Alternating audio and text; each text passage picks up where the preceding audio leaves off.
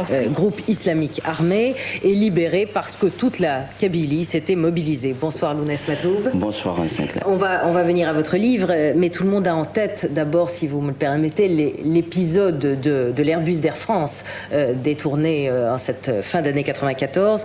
Est-ce que vous avez été surpris qu'ils osent s'attaquer à un tel symbole français? Non, je n'ai pas été surpris, c'était prévisible. Mais tout d'abord, avant d'être transporté politiquement, je voudrais que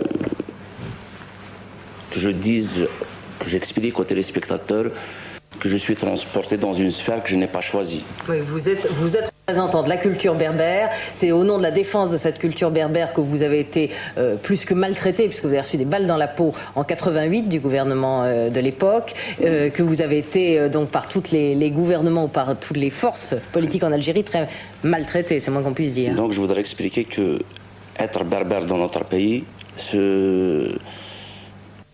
être dans le camp du mouvement culturel berbère ne veut pas dire être contre l'arabe. Ça, c'est très important. C'est-à-dire pour éclairer les téléspectateurs. Malheureusement, je m'excuse, malheureusement,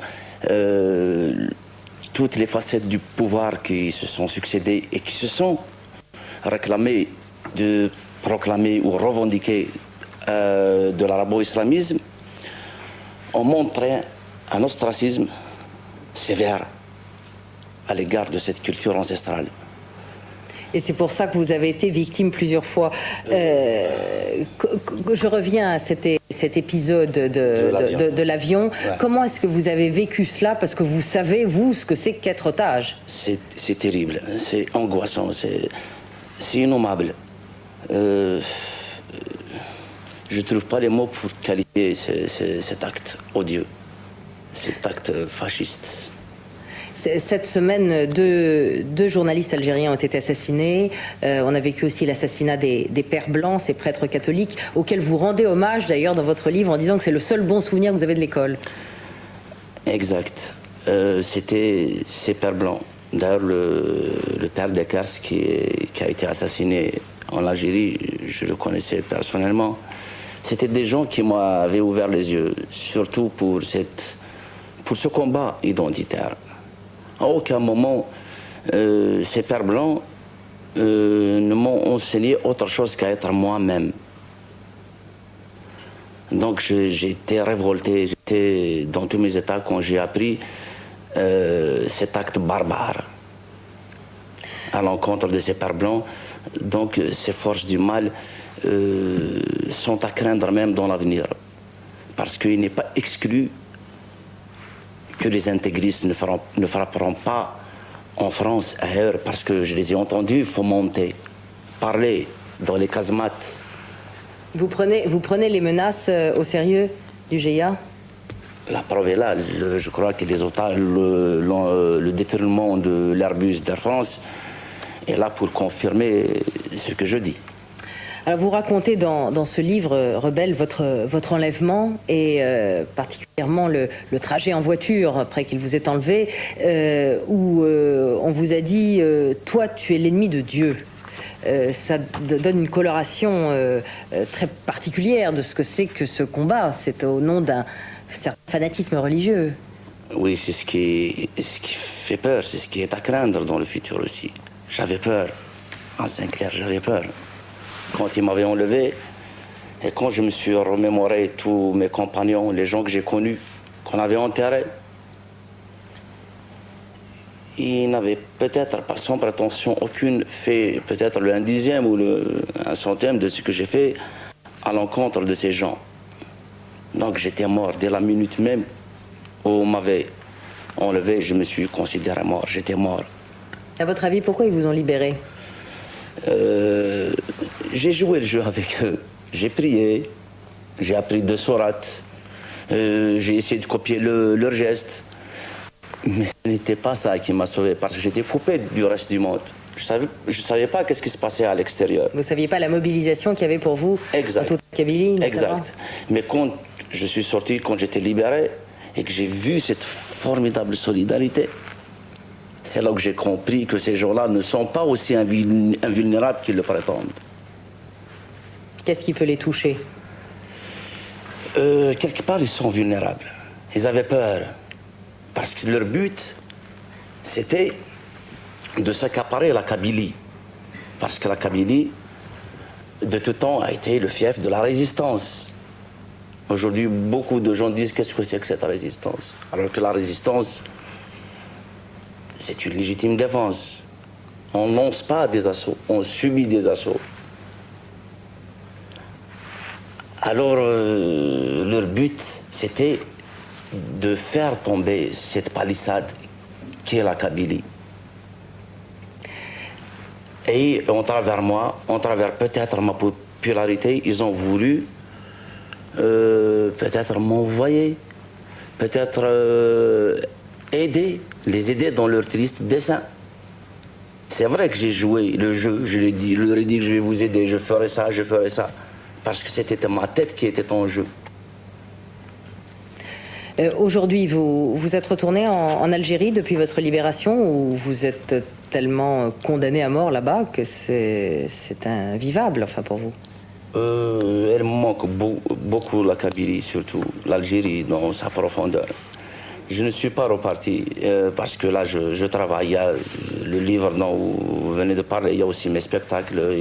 Vous allez faire 2 concerts au Zénith le 28 janvier. Le 28 janvier, donc en quelque sorte j'ai du pain sur la planche. Mais j'y retournerai. Est-ce que, à votre avis, le président Zeroual est en mesure aujourd'hui d'organiser des élections, donc le retour à la démocratie? Et est-ce que vous souhaitez ces élections, dans la mesure où le processus démocratique a été interrompu en 91 parce que le fils menaçait de gagner ces élections? Alors est-ce qu'on peut lutter contre le fils et souhaiter en même temps ces élections et risque de revenir au pouvoir, ou d'arriver au pouvoir plutôt? En Sinclair, aucun homme de bonne volonté ne pourrait ne pas être d'accord, du moins sur le principe des élections. Mais aujourd'hui, on assiste à un terrorisme au quotidien. C'est des dizaines, des centaines de morts qu'on compte tous les jours. Donc le climat, je pense, je suppose, le climat n'est pas favorable à l'organisation de ces élections. Philippe de Villiers, vous avez écouté Lounès Matoub avec attention, j'ai vu. La question qui se pose aujourd'hui, c'est de savoir ce que la France doit faire vis-à-vis de l'Algérie. Est-ce qu'elle doit aider qui, comment, ou lier son aide à un retour à la démocratie? Et deuxième question, est-ce qu'aujourd'hui la France doit se faire plus accueillante qu'elle ne l'est, et elle l'est, c'est vrai, beaucoup moins qu'hier, pour les opposants algériens qui souhaiteraient venir en France? Je crois que, d'abord, je voudrais saluer le courage de Matoub Lounès, où on dit Lounès, c'est votre prénom? Lounès, c'est son prénom. Votre prénom, Lounès Matoub. Votre courage physique et votre courage tout court, et puis votre combat pour l'identité berbère. C'est tout à fait admirable. Et puis ensuite dire que, en vous écoutant, je pense que la réponse à la question, elle est dans ce que vous avez dit tout à l'heure. Je suis pas sûr que ce soit l'intérêt de l'Algérie que de voir la France s'impliquer.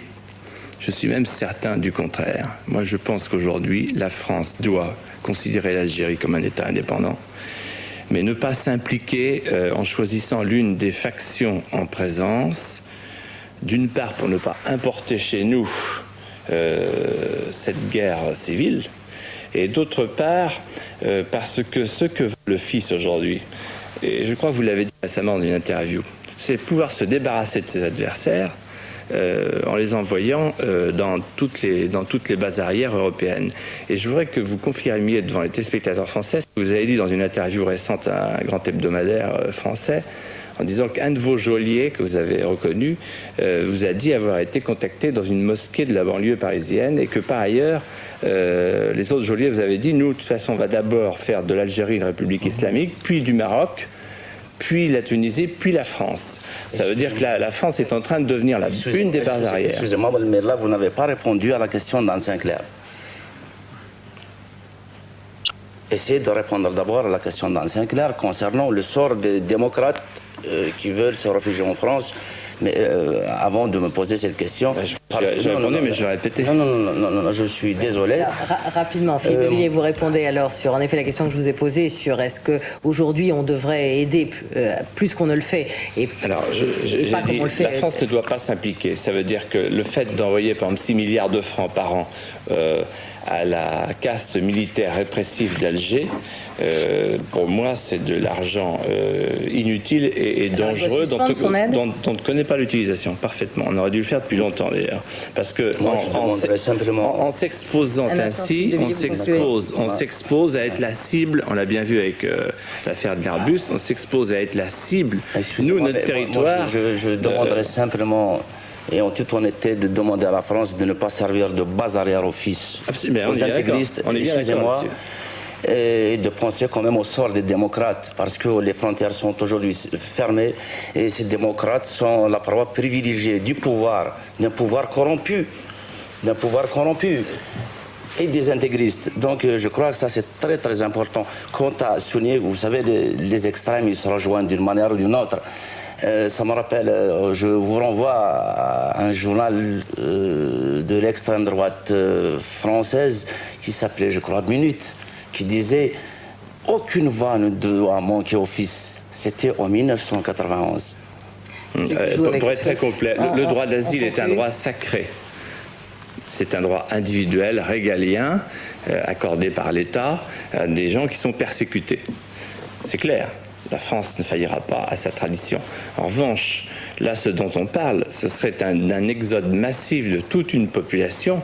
Et vous avez vous-même dit récemment, me semble-t-il, dans l'Express, que ce serait vider finalement l'Algérie de sa substance que de procéder de cette manière. Je crois que ce n'est pas la solution, ce n'est pas l'intérêt d'Algérie à terme, et ce n'est pas l'intérêt de la France. Je vous remercie Philippe de Villiers, merci à vous aussi Lounès Matoub. Je rappelle donc le titre de votre livre Rebelle, paru chez Stock, et à vos admirateurs qui aiment votre musique et vous entendre sur scène, ils peuvent le faire le 28 janvier au Zénith. Merci à vous d'être venu nous parler de l'Algérie. Merci Philippe de Villiers.